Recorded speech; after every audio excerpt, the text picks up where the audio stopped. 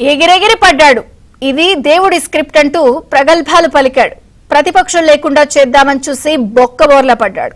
జిల్లాకో palace తో అక్రమ కట్టడాలు కట్టిన జగన్ రెడ్డికి సొంతగడ్డ పులివెందల్లో నిరసనల సెగళ్లు పుట్టించాయి. నిర్లదీతలు ఎదురవ్వడంతో దిక్కుతోచని స్థితిలో పడిపోయారు జగన్ రెడ్డి.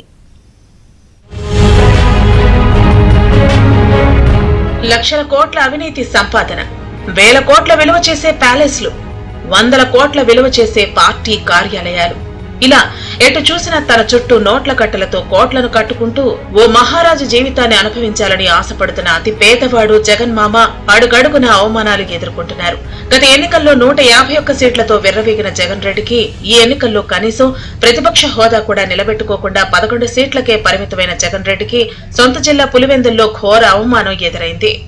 నేను సింహాన్ని అంటూ చెప్పుకునే జగన్ రెడ్డి భారీ ఓటమి తర్వాత తొలిసారిగా సొంతగడ్డ పులివెందులకు వెళ్లారు. మొదట 5 రోజుల పాటు సొంత ఊర్లో ఉండి నియోజకవర్గ ప్రజల సమస్యలపై సమీక్షలు జరుపుదామనుకున్నారు. సతీమణి భారత్ తో కలిసి సొంతగడ్డపై అడుగుపెట్టిన జగన్ రెడ్డికి ఆయన వారి నుంచే నిరసన సెగ ఎదుర్కోవాల్సి వచ్చింది.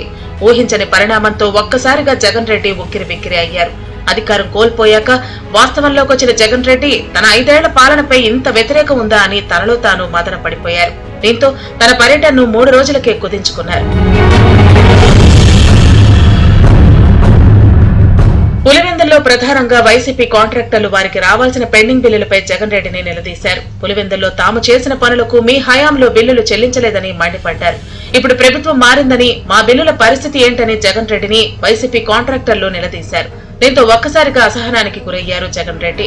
4 ఏళ్లుగా 100 కోట్ల బిల్లులు చెల్లించామని చివరిలో కొన్ని బిల్లుల కోసం నన్ను ఇంతలా ఇబ్బంది పెట్టడం తగదంటూ అసహనం వ్యక్తం చేశారు. కోర్టుకు వెళ్లి మీ పెండింగ్ బిల్లులు వచ్చేలా చేస్తానంటూ సర్ది చెప్పే ప్రయత్నం చేశారు జగన్ రెడ్డి. జగన్ రెడ్డి పరిస్థితి అలా ఉంటే ఇక సతీమణి భారతి పరిస్థితి మరింత దయనీయంగా మారింది.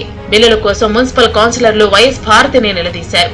జగన్ రెడ్డి ఏదో ఒకటి చేస్తాళ్లే అంటూ సర్ది చెప్పే ప్రయత్నం చేశారు.